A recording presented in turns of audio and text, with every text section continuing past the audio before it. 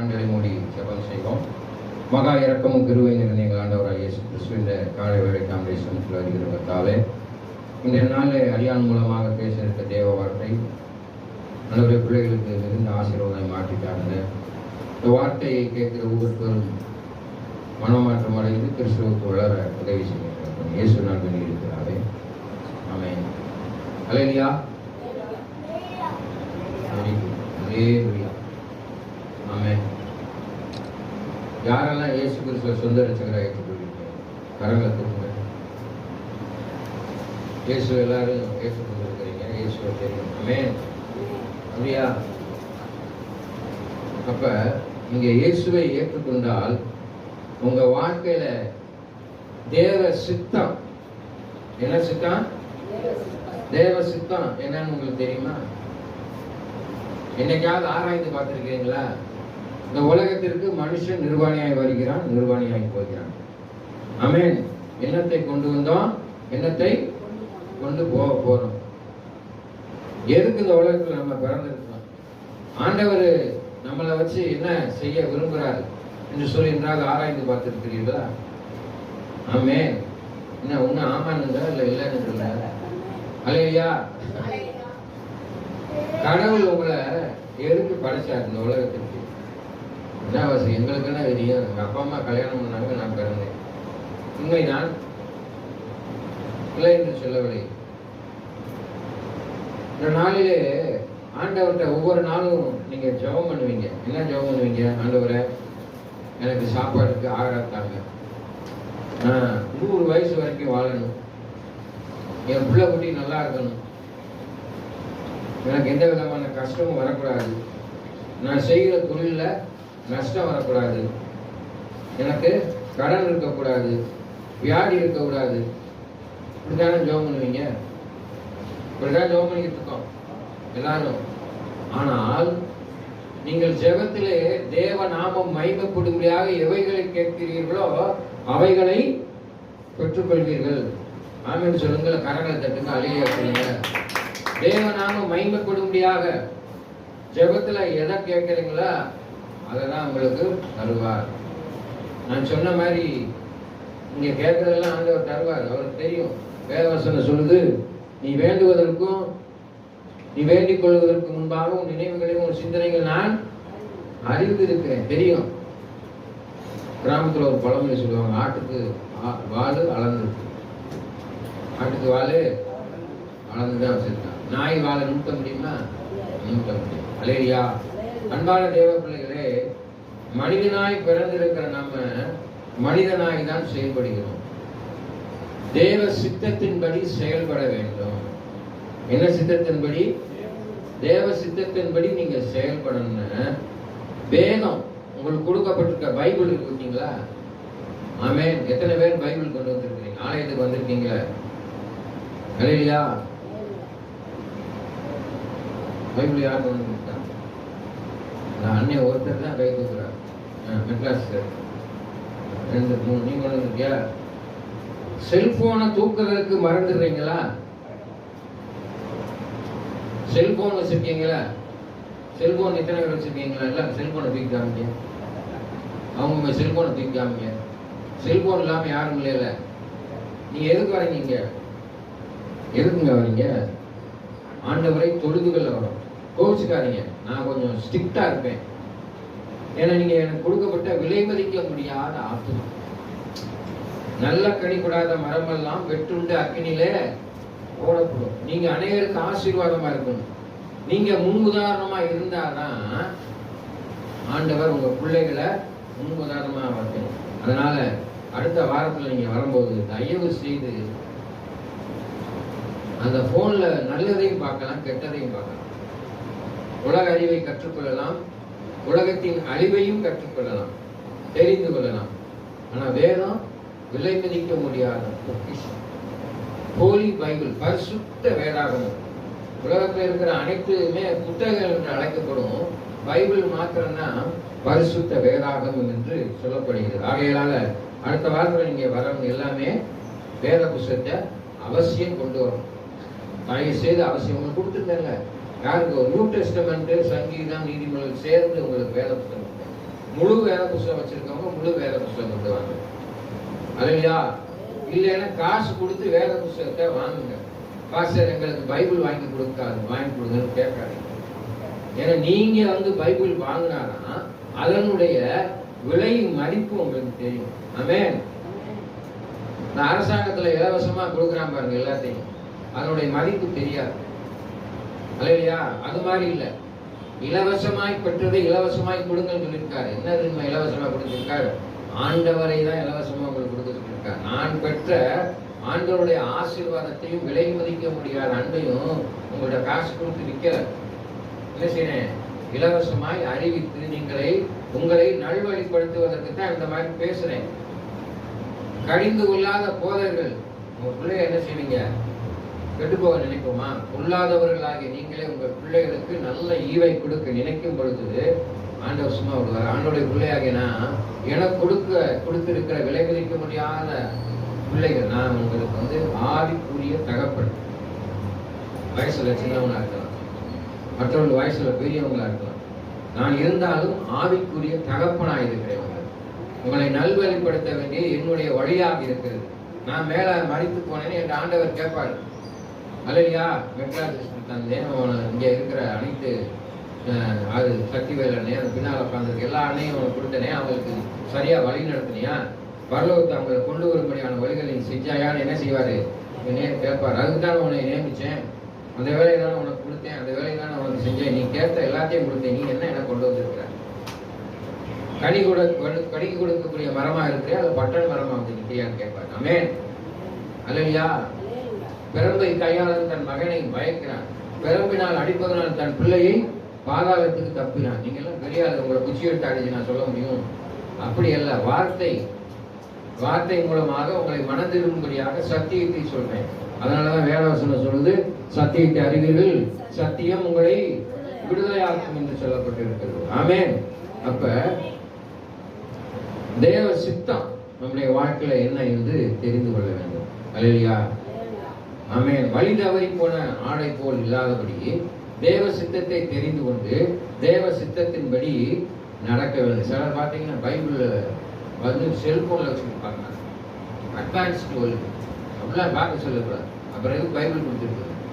அப்புறம் ஆலயத்தில் உட்காந்து என்ன செய்யலாம்? ஆண்டவருடைய வசனத்தை கவனிக்காம, அதை கவனிக்காம செல்போன்ல உட்காந்து அதை பார்த்து படத்தை பார்த்து அதுக்கு நீ வீட்டில் இருந்துடலாம்ல, எதுக்கு வர? நிறையா நடக்குது.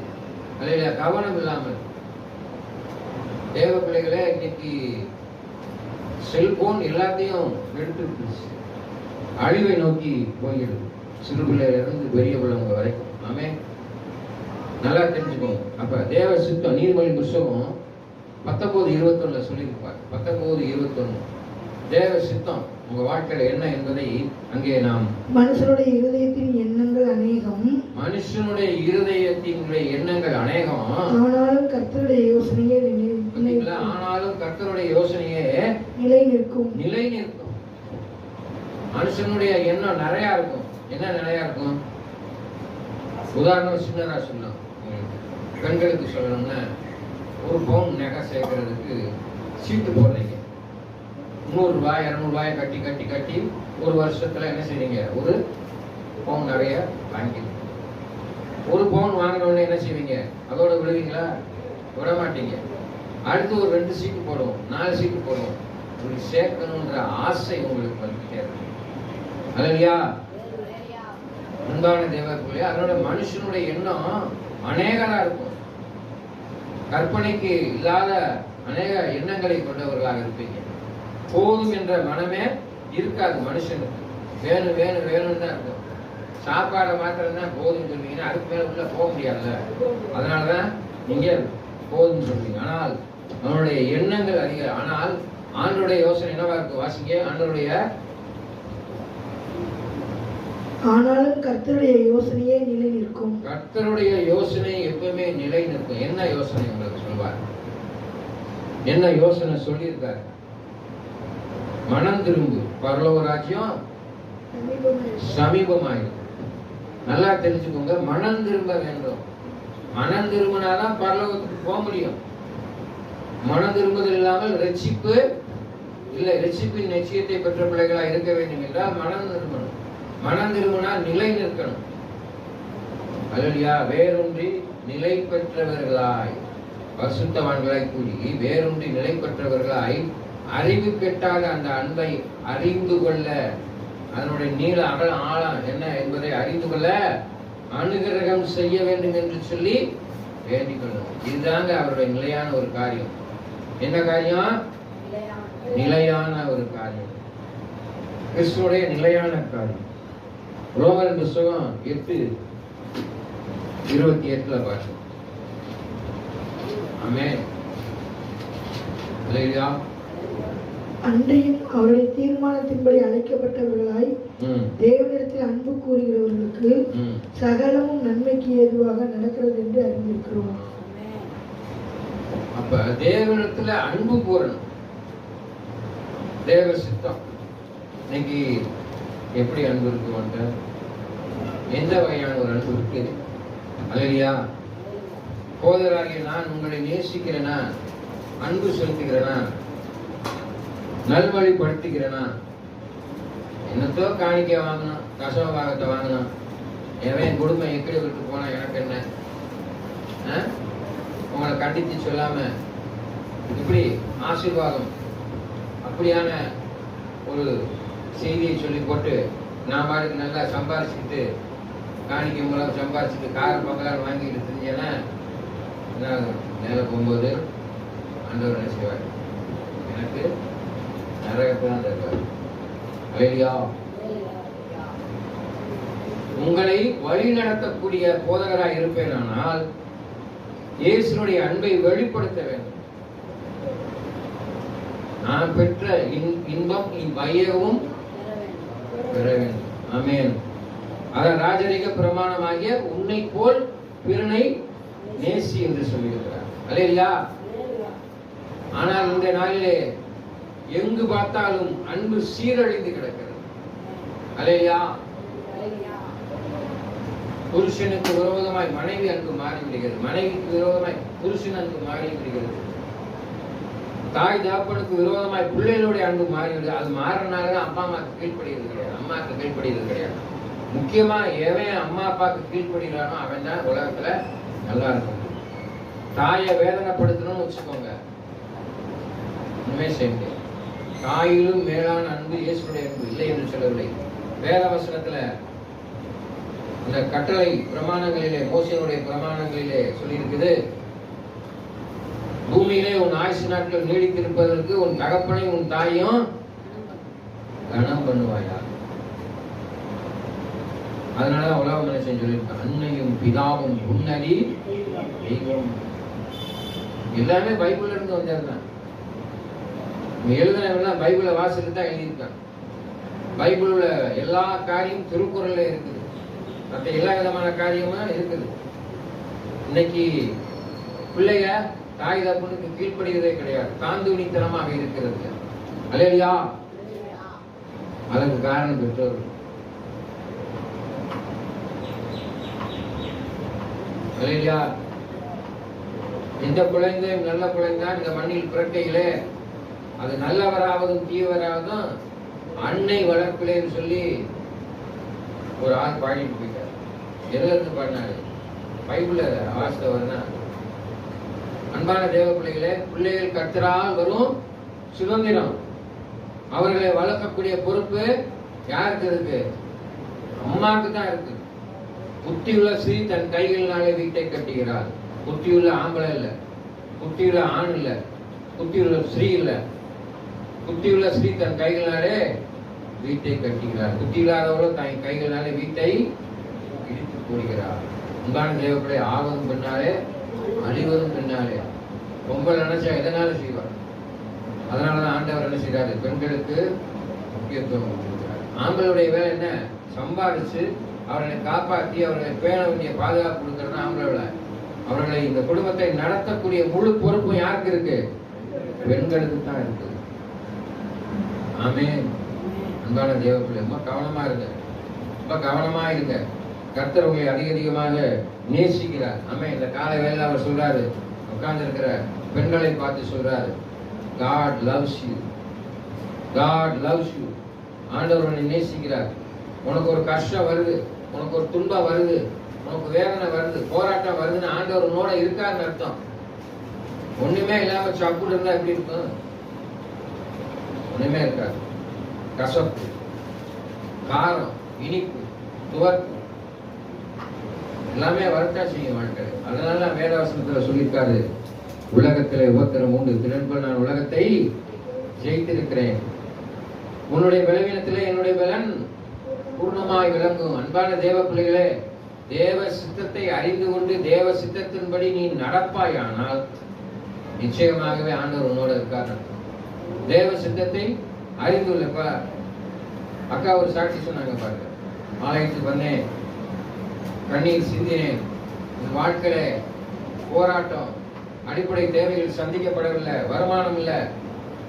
யாரோ ஒருத்தர் அவங்களுக்கு உதவி செய்யணும்னு அவசியமா இல்லை.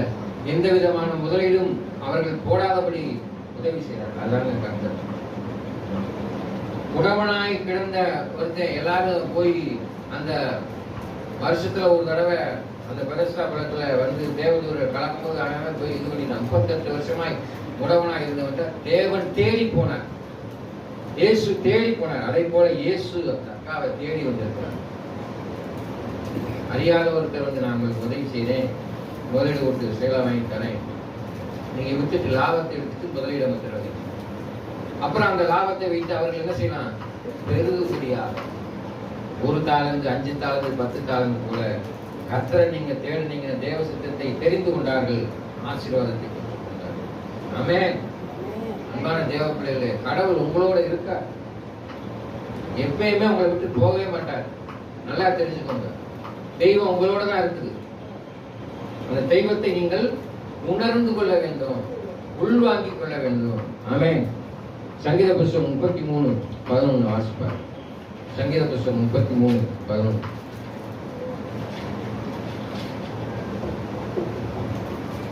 கர்த்தருடைய ஆலோசனை நித்திய காலமாகவும், கர்த்தருடைய ஆலோசனை நித்திய காலமாகவும், அவருடைய இருதயத்தின் நினைவுகள் தலைமுறை தலைமுறையாகவும், அவருடைய இருதயத்தின் நினைவுகள் தலைமுறை தலைமுறையாக என்னவா நிற்கும்?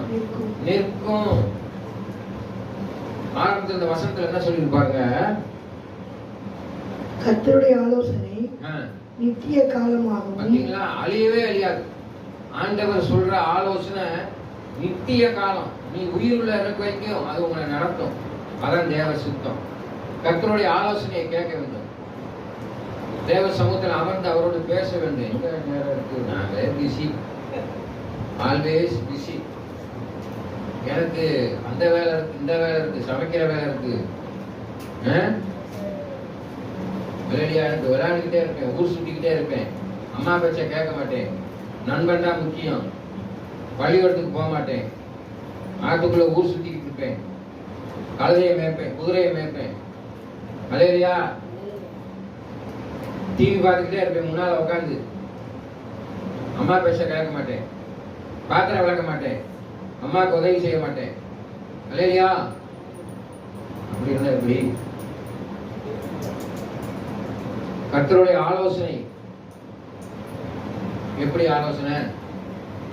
பெரியவங்களுக்கு வேதவசம் மூலமா ஆலோசனை, பிள்ளைகளுக்கு எப்படி ஆலோசனை? நீதிமொழியின் புத்தகம் 1-8 வாசி பார்த்தீங்கன்னா அதை சொல்லியிருக்கு. நீதிமொழியின் புத்தகம் 1-8 சொல்லியிருக்கு. உன் தகப்பன் புத்தியை கேள், உன் தாயின் போதகத்தை தள்ளாதே. உன் தகப்பன் புத்தியை கேள், உன் தாயின் போதகத்தை தள்ளாதே. இந்த நாளிலே என்னுடைய தகப்பனுடைய ஆலோசனையை கேட்டேன், எம்மானுடைய போதனை கேட்டதான் இந்த நாள்ல ஒரு பேராயராக ஆக முடியாத உலகத்துல மிகச்சிறந்த ஒரு பணி திருப்பணி இந்த வேலை தாங்க, ஆண்டுடைய வேலை தாங்க.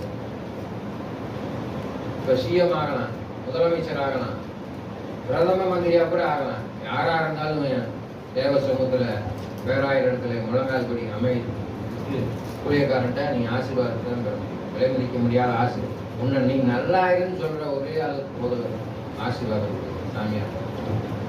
நீ உன் மந்திரி பதவி, முதலமைச்சர் பதவியில செல்ல மேல வருது. என்னப்பா செஞ்ச கேட்பாரு. ஆனா அந்த உன்னதமான பணியை செய்கிற நாங்கள் பரிசுத்தமா கரெக்டா செய்யும். அதைதான் நம்ம செய்யணும். அல்லேலூயா. அதை போலதான் எனக்கு மாத்திரம் இல்லை, உங்களுக்கு தான். ஆமென். நல்ல கனி கூடாத மரமெல்லாம் வெட்டுண்ட அக்னியிலே போடப்படும். நீங்க கனி கொடுக்கக்கூடியவர்களா இருக்கணும். இயேசுவை அறிஞ்சிட்டீங்க, இயேசுவை ஏற்றுக்கொண்டீங்க, இயேசுவை தெரிந்துக்கிட்டீங்க, சபைக்கு வரீங்க. எத்தனை பேரை சபைக்கு கூட்டு வந்திருக்கீங்க? நான் பெற்ற இன்பம் இவ்வகையும் பெருக வையவும் பெருக. வினை விதைப்பவன் வினை அறுப்பான், திணை விதைப்பவன் வினை அறுப்பான். நீ மாத்திரம் அவனுடைய அன்பை பெற்றால் போதுமா? நீ மாத்திரம் ஆசீர்வாதத்தை பெற்றால் போதுமா? நீ என்ன செய்யணும்? பிறருக்கு, அதான் சொல்லியிருக்கு, ராஜரிக பிரமாணமாகிய உன்னை போல் பிறனை நேசி. அந்த அன்பை சொல்லி என்ன செய்யணும்? ஆலயத்துக்கு வந்து, எதுக்கு உங்களை ஆலயத்துக்கு வர சொல்றோம்? இங்கே உங்களை ஆயத்தப்படுத்துறோம். தேவ சித்தம் என்ன உங்க வாழ்க்கையில தெரிந்து கொள்ளணும். தேவன் உங்களோடு பேசுவார், அடியான் மூலமாக பேசுவாரு. என் மூலம் மாத்திரம் பேச மாட்டார். உங்களுக்கு இங்க போயிட்டே இருக்கும்போது உங்க வீட்டுல இருக்கிற சிறு பிள்ளைகள் மூலமா பேசுவாரு, உன் தாய் தகப்பன் மூலமா பேசுவாரு. ஏன்? ஜெபத்துல நீ தரித்திருப்பாயானால் தேவன் உன்னோடு சொப்பனங்கள் மூலமாக, தரிசனங்கள் மூலமாக பேசி தேவ சித்தத்தை நீ அறிந்து கொள்ளலாம். அப்ப இந்த வசனத்துல என்ன சொல்லிட்டு ஆரம்பத்துல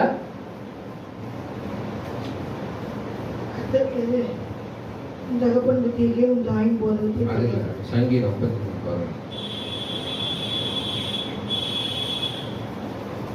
சங்கீதம் 53:11 கர்த்தருடைய ஆலோசனை நித்திய காலம். நித்திய காலம். நீ சாகிற வரைக்கும் அவருடைய ஆலோசனையில இருந்தேன்னா எப்படி இருக்குமா? நிலை நிற்கும். மனுஷனுடைய ஆலோசனை உனக்கு நல்லது சொல்லுவானா? தீயது தான் சொல்லுவான். நீ நாசமா போகணும்னு தான் சொல்லுவான். ஒரு நாள் அவருடைய ஆலோசனை. அப்ப தேவ சித்தத்தை கேட்டு தேவ சித்தத்தின்படி நடக்கணும். வேற வசனத்துல அதான் சொல்லியிருக்கு, ஜெபத்திலே தேவ நாம மகிமைப்படும்படியாக எவைகளை கேட்கிறீர்களோ அவைகளை பெற்றுக்கொள்ள வேண்டும். நீ தேவனோடு உறவு வைத்துக் கொள்ள வேண்டும் என்றால், தேவனோடு ஐக்கியமா இருக்க வேண்டும் என்றால் ஜெபம் தான். ஜெபமே ஜெயம். Pray without ceasing. இடைவிடாமல் ஜெபம் பண்ணணும். எழுதி போட்டுக்கோமா? ஆமா, இடைவிடாமல் ஜெபம் பண்ணுங்க. எத்தனை பேர் ஜெபம் பண்றோம்? போதகர்களே ஜெபம் பண்றது. ஆமென். சாமியாரே இன்னைக்கு ஆம்பாளுக்கு எப்படி சம்பாதிக்கணும், என்ன செய்யணும் இதுதான் நினைக்கிறான்.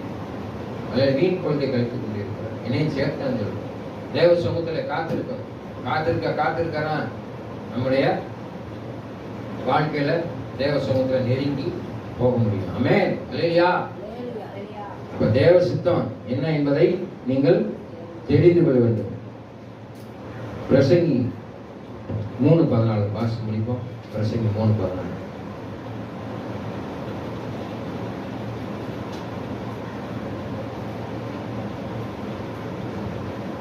பிரசங்கியின் புத்தகம் 1ஆம் அதிகாரம் 14வது வசனம்.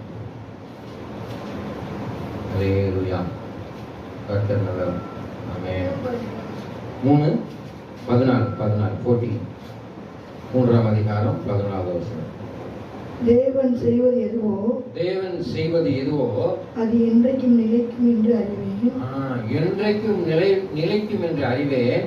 அதனோட ஒன்றும் கூட்டவும் கூடாது, அதுவாலே ஒன்றும் கூட்டவும் கூடாது, அதிலிருந்து ஒன்றும் குறைக்கவும் கூடாது. மனுஷர் தமது சமூகத்தில் பயந்திருக்கும்படி. பாத்தீங்களா? இதுல எல்லாமே என்ன இருக்கணும்? அவர் சமூகத்துல பயந்து இருக்கணும். கடவுளுக்கு பயந்து நடக்கணும். தேவன் இப்படி செய்து வருகிறார். கர்த்தருக்கு பயப்படுதலே ஞானத்தின் ஆரம்பம். நீ கடவுள் பயமே கிடையாது. எத்தனை மணிக்கு இப்ப சர்ச்சு? 9:30 சர்ச்சு. எத்தனை மணிக்கு நீங்க வரீங்க? அல்லேலூயா. ஆண்டவர் வருகை இருக்குமானால் என்ன ஆகும்? 9:30 மணிக்கு இந்த சர்ச்சில் ஜனங்கள் கூடிடுவாங்க. ஆண்டவர் ரிசரக்ஷன் ஒன்று இருக்குது. ஆண்டவர் வருகைக்கு முன்னாடி திடீர்னு டக்குன்னு மறந்து போயிடுவாங்க. ஆண்டவர் வருகை வரும்போதே முதல்ல எங்க இருப்பாரு? ஜனங்களை. சபையில யாரெல்லாம் உட்கார்ந்துருக்கலாம் அவங்கள கொண்டு போயிடுவாரு. இல்லையா? கவனமா இருங்க. ஆண்டவர் போகணும்னு நினைக்கிறவே சரியான நேரத்துக்கு வாங்க. இல்லையா? ஆமென். ஒரு இடத்துக்கு போறோம், ஒரு ஆலயத்துக்கே இங்க வர வேண்டும் என்றால், இல்ல ஒரு முக்கியமான ஒருத்தரை பார்க்க போகணும். 8:30 மணிக்கு ஒரு தாசில்தார் உங்களை வர சொல்லியிருக்காரு, இல்ல விஓ வர சொல்லியிருக்காரு. அவரு இத்தனை மணி வரைக்கும் இருப்பேன் அப்படின்னா கரெக்டா முன்னாலே ஒரு அரை மணி நேரத்துக்கு முன்னாலே உட்காந்துருவேல அவன் தேவைகளுக்கு. ஆமென். ஆனால் நீ ஆலயத்துக்கு எப்போ வர? அன்பான தேவ பிள்ளைகளை நீங்க வந்து பாருங்களேன், ஆசீர்வாதம் உங்களுக்கு கிடைக்கும். உங்களை நான் குற்றப்படுத்தி சொல்லவில்லை. கர்த்தரை நீங்க தேடுவோருக்கோ ஒரு நன்மையும் குறைவோ கூடாது. ஆலயம் ஆரம்பிக்கிறதுக்கு முன்னாலே 10 நிமிஷத்துக்கு முன்னாலே இயேசு கிறிஸ்து வந்து உட்காந்துருவார். வருவார்ல? நிச்சயமா வருவார். ஆமென். அது மாதிரி நீங்க நேரத்துக்கு வாங்க, தேவ சித்தத்தை தெரிந்து கொள்ளுங்க. அல்லது 1000 வேலை இருக்கலாம். பள்ளிக்கூடத்தை 9 மணிக்கு பள்ளிக்கூடம், 8:55க்கு முதல் மணி கிணிங்கன்னு அடிச்சிருக்கான். அடிச்சு என்ன செய்வான் கேட்டா, மூடி ஒரு கொஞ்சோன்னு திறந்து வச்சிருக்கான். 2வது மணி அடிச்சோடனே அது 2வது மணி அடிக்கிற வரைக்கும் உள்ள ஒரு 9 மணிக்கு சடக்குன்னு கேட்டா கூட்டிடுவேன். ஆமென். மற்றவங்களாம் என்ன செய்யணும், வெளியே நிற்க வேண்டியதான். 5 பேர் விளக்கு திரி எண்ணெயோட ரெடியா இருந்தாங்க இல்லையா? 5 பேர் எண்ணெய்க்குள்ள திரிக்குள்ள ஒண்ணுமில்ல. மணவாளன் வந்தார், 5 பேர் அழைத்து சென்றார். உங்க வாழ்க்கையில நீங்கள் திரியோடும் எண்ணெயோடும் இருக்கிறீர்களா என்பதை சற்று ஆராய்ந்து பாருங்கள். தேவ சித்தம் உங்க வாழ்க்கையில என்ன என்பதை தெரிந்து கொள்ளுங்க. கண்களை மூடி ஜெபம் செய்யுங்க. மகா இரக்கமும் கிருபையும் நிறைந்த எங்கள் ஆண்டவராக இயேசு கிறிஸ்துவே, இந்த காலை வேளையில் நம்முடைய சமூகத்தில் வருகிறதற்காக தேவ சித்தம் என்ன என்பதை எங்கள் வாழ்க்கையில் நாங்கள் தெரிந்து கொள்ளவும், என் ஆண்டவராக இயேசு கிறிஸ்துவை மகிமைப்படுத்தவும் எங்களுக்கு துணையாக நின்று எல்லா சூழ்நிலையும் தேவனை விட்டு விலகாதபடி தேவ சித்தத்தின்படி நாங்கள் நடந்து கொள்ள எங்களுக்கு அனுகிரகம் செய்யுங்க. ஆண்டவரை, நீ நல்லவராக இருக்கிறேன், போதுமானவராக இருக்கிறதுக்காக இந்த நாளிலே இந்த திருவசனங்கள் மூலமாக கேட்ட பிள்ளைகள் தேவ சித்தத்தை அறிந்து கொண்டு தேவ சித்தத்தின்படி நடக்க உதவி செய்யுங்க. பிள்ளைகளுக்கு சமாதானத்தை சந்தோஷத்தை கட்டளையிடுங்க. இந்த மாதம் முழுவதுமாய் ஆண்டவராய் இயேசு கிறிஸ்து நாம மகிமைப்பட உதவி செய்ய வேண்டும் என்று ஆண்டவரே உங்களுடைய சமூகத்தில் வேண்டிக் கொள்கிறேன். ஆமென். என் ஆத்துமாவை கர்த்தரை சோதி, என் முழுமையான பரிசுத்த நாமத்தை சோதி. என் ஆத்துமாவை கர்த்தரை சோதி, கர்த்தர் செய்த சகல காரியம் பரவாயில்லை. ஆமென். நம் ஆண்டவராய் இயேசு கிறிஸ்துவின் கிருபையும் பிதாவாகிய தேவனுடைய அன்பும் பரிசுத்த ஆவியானவரின் நேசமும் இப்பொழுதும் எப்பொழுதும் சதா காலம் இருப்பதாக. ஆமென்.